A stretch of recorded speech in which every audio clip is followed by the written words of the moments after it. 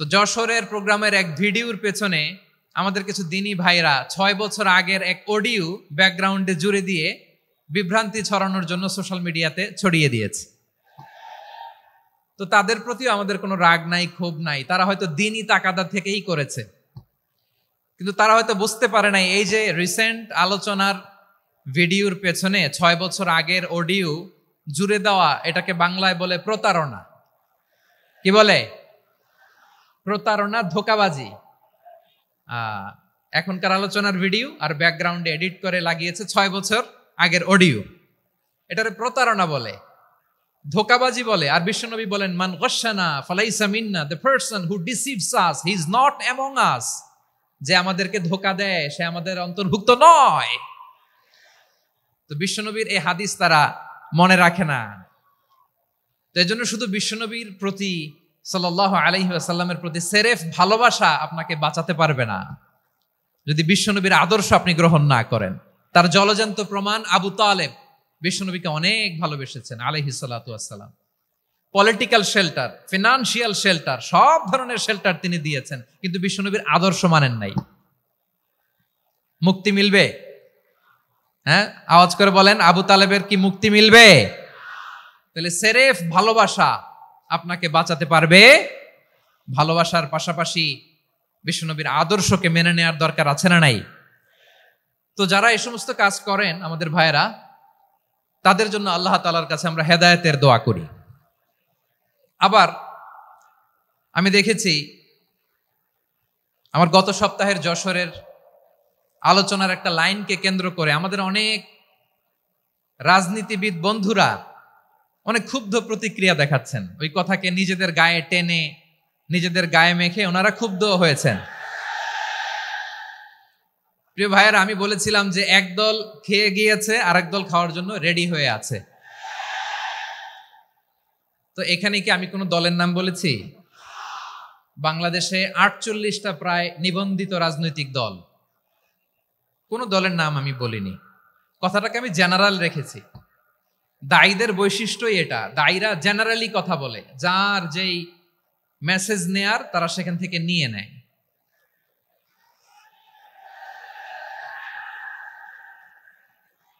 তো কোন দল এটা নিয়ে কোনো কথা বলল না। আপনারা এটাকে নিজের গায়ে যে মাখালেন, এটা ঠিক হয়নি। আমি বলবো যে এটা খুবই অনভিপ্রেত হয়েছে। কোন দলকে টার্গেট করে বা কোন দলের পক্ষে আমরা কখনো কথা বলি না। আমরা কোরআনের পক্ষে কথা বলি, ইসলামের পক্ষে কথা বলি, ঠিক কিনা বলেন? সো একটা জেনারেল কথাকে যদি আমার রাজনীতিবিদ বন্ধুরা নিজেদের গায়ে মাখেন, ক্ষুব্ধ প্রতিক্রিয়া জানান, এতে করে সাধারণ জনগণের কাছে একটা নেগেটিভ মেসেজ যাবে ওনাদের ব্যাপারে। এটা হোক আমরা চাই না। এদেশের যত এই যে আমার ভাইয়েরা, এই যে আমি এই যে কথা বলতেছি, সাদা টুপি, ও আচ্ছা আচ্ছা, চলে যাবেন না, একটু জায়গা দিয়ে দেন ওনাকে। হয় কি, লক্ষ লক্ষ মানুষের ভিড়ে আপনি যদি উঠতে চান খুব কঠিন হয়ে যায়। যদি পারেন একটু বসেন, আর না পারলে ভাইকে একটু জায়গা দিয়ে দেন। আমার দিকে তাকান, এই সিলেট, এদিকে তাকাও, এদিকে এদিকে, ফাইন। তো আমার প্রিয় রাজনীতিবিদ বন্ধুদের আমি বলবো, কথাটা ছিল ভেরি জেনারেল, এটা নিজেদের গায়ে মাখানোর কোনো দরকার নাই। আমরা এই যে এক্সিস্টিং যে রাজনৈতিক চর্চা, এটা থেকে আমরা বেরিয়ে আসতে চাই। আমরা চাই না এদেশে চাঁদাবাজি, দখলবাজি থাক, ঠিক কিনা বলেন? এদেশে কোনো দুর্নীতি থাক, টেন্ডারবাজি থাক, এগুলো আমরা চাই। আই হেট পলিটিক্স একটা জেনারেশন আছে, এই বেশিরভাগ জেনজি অফ সিলেট, এরা আই হেট পলিটিক্স জেনারেশন। এরা পলিটিক্সকে পছন্দ করে না। তো কেন করে না, এর দায়ভার আমাদের আছে না নাই? আছে। এবং আমরা দেখেছি ক্ষমতার পালাবদল যখন হয়, এক সরকার যায় আরেক সরকার আসে, তখন দুর্নীতির ফিরিস্তি আমরা জানতে পারি, এর আগে জানতে পারি না। প্রতিটা দলের ভেতরেই আমরা এই বাজে চর্চাটা দেখেছি। সো এখন আমাদেরকে শুধরে নেওয়ার সময় এসেছে। এটা এই সুন্দর সময়, নতুন প্রভাতের বাংলাদেশ, নতুন ভোরের বাংলাদেশ, এই সময় আমরা কাদা ছোড়াছুরি যেন না করি। আমাদের শপথ নেওয়ার সময় এসেছে। প্রতিটি দল, নিবন্ধিত 48টি সবগুলো দলের এখন শপথ নেওয়া উচিত যে আমরা কোনোদিন আর চাঁদাবাজি করব না, টেন্ডারবাজি করব না, দখলবাজি করব না। আমরা সবসময় দেশের পক্ষে থাকবো, সবসময় দেশের পক্ষে থাকবো। সেই কথাগুলো ছিল ভেরি জেনারেল। যে কথাগুলো আমরা জেনারেলি বলি, এগুলো জেনারেলি আপনারা নিবেন। আমার রাজনীতিবিদ বন্ধুদের কাছে এটাই আমার কামনা। আর এই জাতীয় বার্তা যখন আমরা দেই, তখন যদি আপনি বলেন যে পারলে রাজনীতিতে আসেন, পারলে দল করে দেখান, এটা হইল?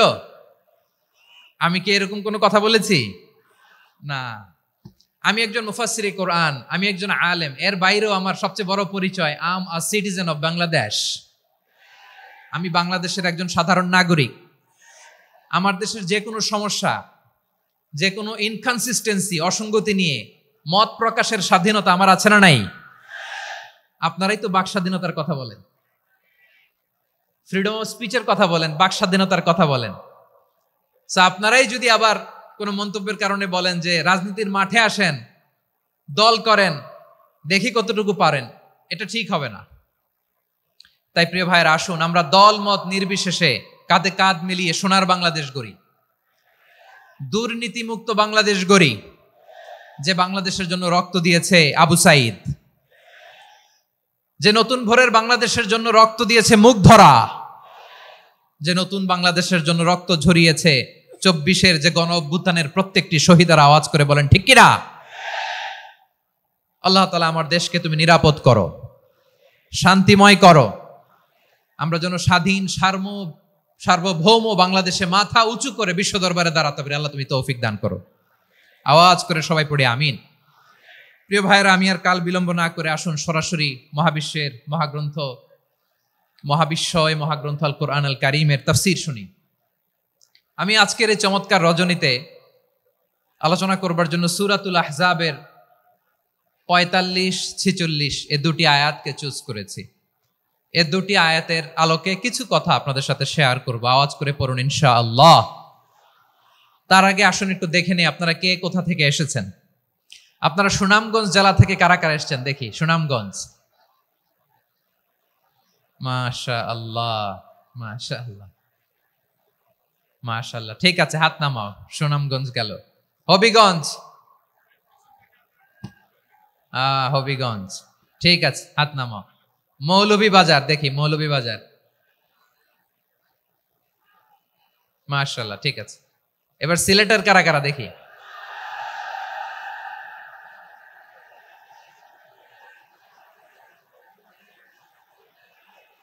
মাশাআল্লাহ মাশাআল্লাহ। বক্কা বক্কা, ঠিক আছে ঠিক আছে, মাশাআল্লাহ মাশাআল্লাহ, I like it, I love it, মাশাআল্লাহ। সুনামগঞ্জ, হবিগঞ্জ, মৌলভীবাজার, সিলেট। সিলেটের এই 4 জেলার বাইরে থেকে কারা কারা আসছেন দেখি। মাশাআল্লাহ। অন্যান্য অনেক জেলা থেকে আমার বাইরে এসেছে। মাশাআল্লাহ, আল্লাহ সবাইকে কবুল করুক। আজকের এই প্রোগ্রামকে, এই তাফসীরুল কোরআন মাহফিলকে আমাদের নাজাতের ওসিলা বানাক। 3 দিন ব্যাপী দেশের প্রথিতযশা অত্যন্ত বিজ্ঞ প্রাজ্ঞ ওলামারা যে সমস্ত আলোচনা, দিক নির্দেশনা এই মঞ্চ থেকে আমাদের জন্য রেখেছেন, আমরা যেন সেগুলোর উপর আমল করতে পারি। আল্লাহ তৌফিক দান করুক। প্রিয় ভাইয়েরা, বড় গ্যাদারিং, অনেক বড় শোডাউন, জনপ্রিয়তা, এগুলো আমাদের উদ্দেশ্য না। আমাদের উদ্দেশ্য হচ্ছে আল্লাহর সন্তুষ্টি। সিলেট, আওয়াজ করে বলো, আমাদের উদ্দেশ্য কার সন্তুষ্টি? আল্লাহর সন্তুষ্টি। ওইটা যদি পাই যথেষ্ট। আলহামদুলিল্লাহ আলহামদুলিল্লাহ। আসুন আমরা আমাদের নিয়তকে খালেস করে নেই। আমরা যা শুনবো আমলের নিয়তে শুনবো, নিজের জীবনকে পরিবর্তনের জন্য শুনবো, ঠিক কিনা বলেন? ইনশাআল্লাহ।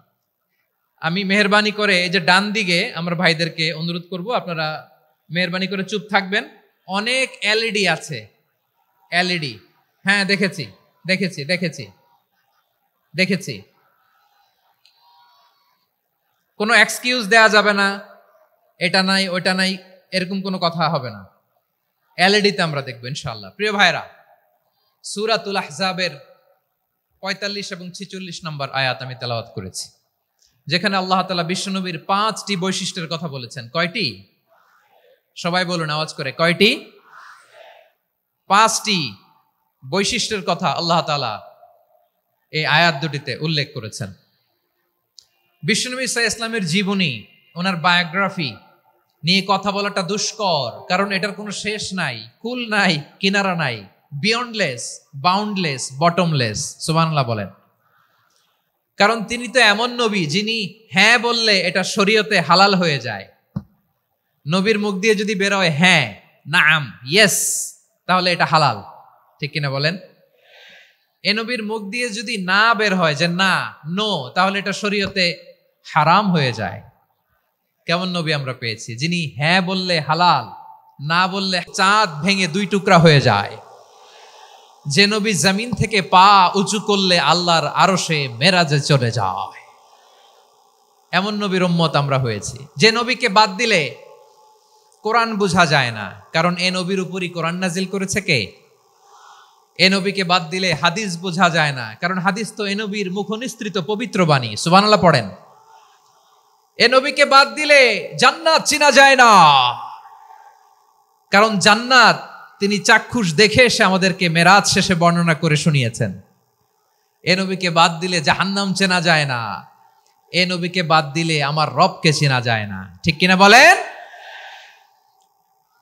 তো বিশ্বনবীর 5টি বৈশিষ্ট্যের কথা আল্লাহ তাআলা এই সূরাতে উল্লেখ করেছেন। আল্লাহ রাসূল সাল্লাল্লাহু আলাইহি ওয়াসাল্লাম যখন মক্কাতে দাওয়াত দিচ্ছিলেন, মক্কার কুরাইশরা নানাভাবে বিষ্ণু ঈসা ইসলামকে কষ্ট দিচ্ছিল, নানাভাবে ট্যাগিং করছিল, মিথ্যা অপবাদ দিচ্ছিল। কখনো কখনো তারা বিশ্বনবীকে বলছিল মিথ্যাবাদী, কাযযাব। কখনো বলছিল যে তুমি হচ্ছে জাদুকর, সাহের। কখনো বলেছে শায়ের, মুহাম্মদ তুমি কবি। কখনো বলেছে কাহেন, মুহাম্মদ তুমি গণক। এবং কখনো বলেছে মুহাম্মদ তুমি হচ্ছে মাজনুন, মানে পাগল। আওয়াজ করে সবাই পড়ুন নাউযু বিল্লাহি মিন যালিক। তাহলে বিশ্বনবীকে মৌলিকভাবে এই 5টি অপবাদ দিয়েছে।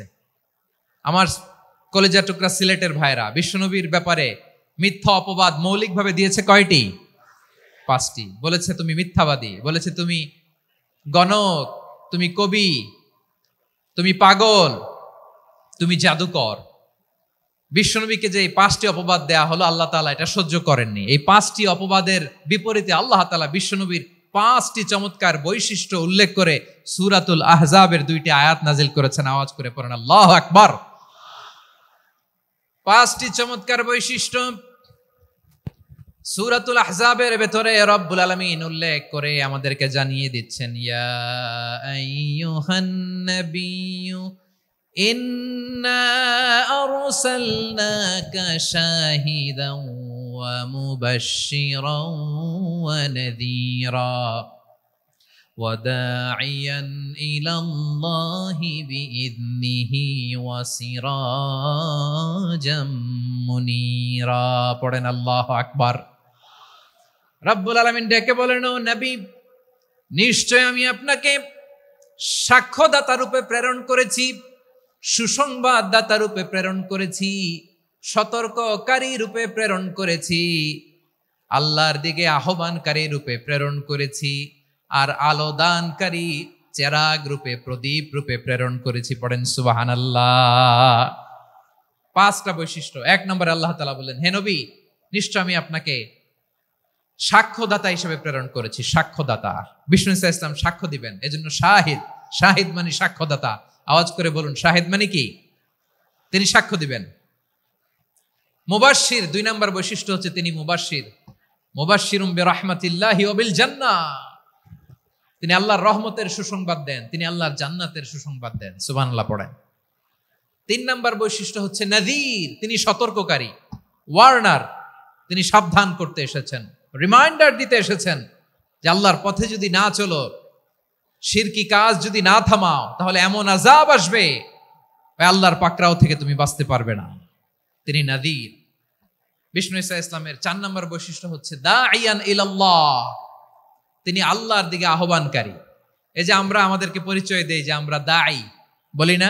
বলি যে উনি হচ্ছেন একজন দাঈ ইলাল্লাহ।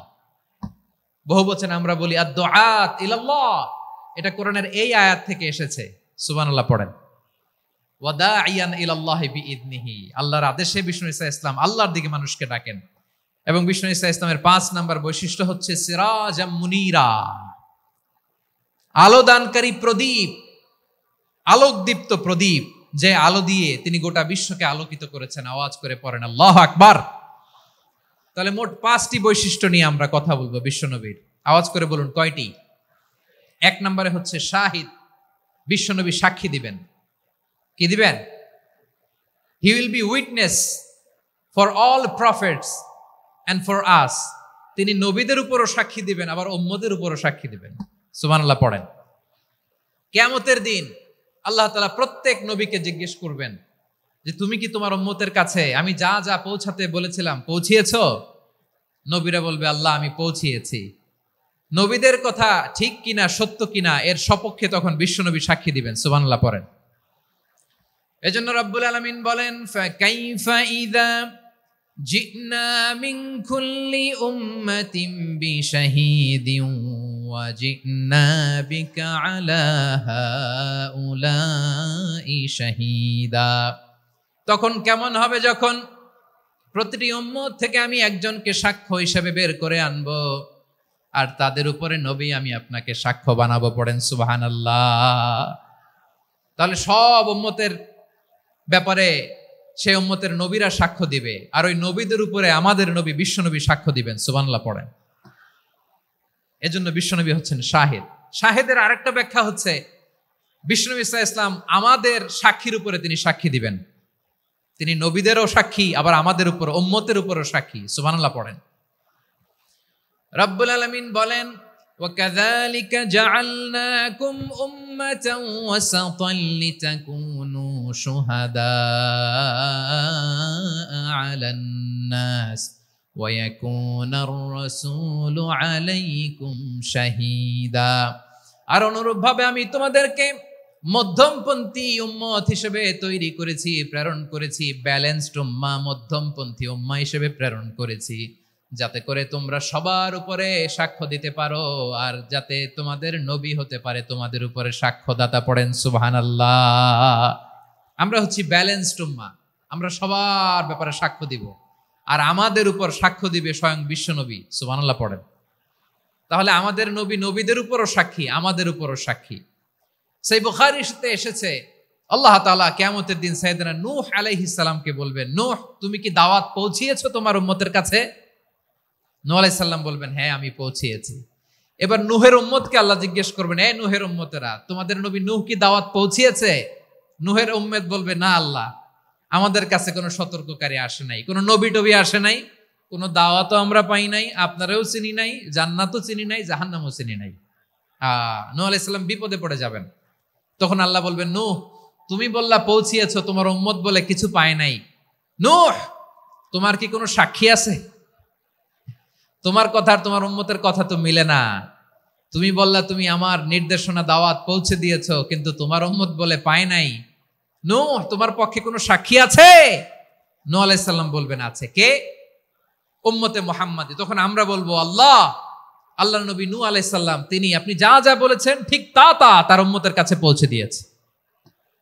এবার নূহের উম্মতের সাথে আমাদের ঝগড়া লাগবে। তারা বলবে তোমরা আসছো আমাদের হাজার হাজার বছর পরে, তোমরা কি করে জানলা? তোমাদের সাক্ষী ধর্তব্য হবে না। আমরা তখন বলবো আমাদের কোরআনে তোমাদের নবীর নামে আল্লাহ তাআলা একটা সূরা নাজিল করেছেন, সূরাতে নূহ। আওয়াজ করে পড়েন আল্লাহু আকবার। আমরা বলবো আমাদের কোরআনে তোমাদের নবীর কথা আল্লাহ আমাদেরকে জানিয়েছেন, দিন রাত এক করে তোমাদের কাছে তিনি দাওয়াত পৌঁছেছেন। তোমরা কানের মধ্যে হাত দিয়ে রাখতা, চেহারাটা কাপড় দিয়ে ঢেকে রাখতা, আল্লাহর নবী নূহকে পিটিয়ে ছালা দিয়ে পেঁচিয়ে তোমরা পাহাড়ে তুলে রেখে আসতা। সব আমরা জানি। আমরা যখন বলবো এই কথা, নূহের উম্মত চুপসে যাবে। তখন আমরা সত্য বলেছি কিনা এটা আল্লাহ তাআলা জানতে চাইবে বিশ্বনবীর কাছে। তখন বিশ্বনবী আমাদের পক্ষে সাক্ষী দিবেন। আওয়াজ করে বলেন আল্লাহু আকবার।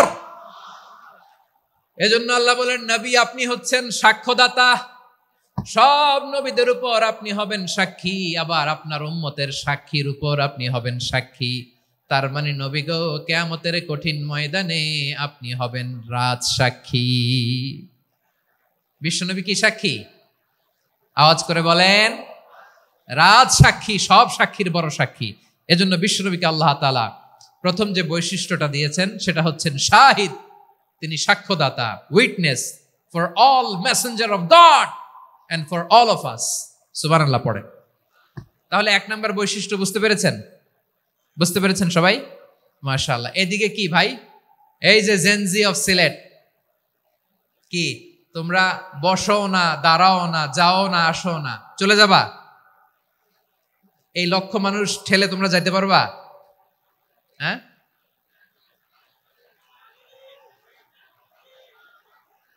বসো বসো, বসতে হবে। শুরুতেই তোমাদের অনেক প্রশংসা করলাম, এই যদি হয় তোমাদের প্রশংসার নমুনা তাইলে হবে না। বসো, মেহেরবানি করে বসো।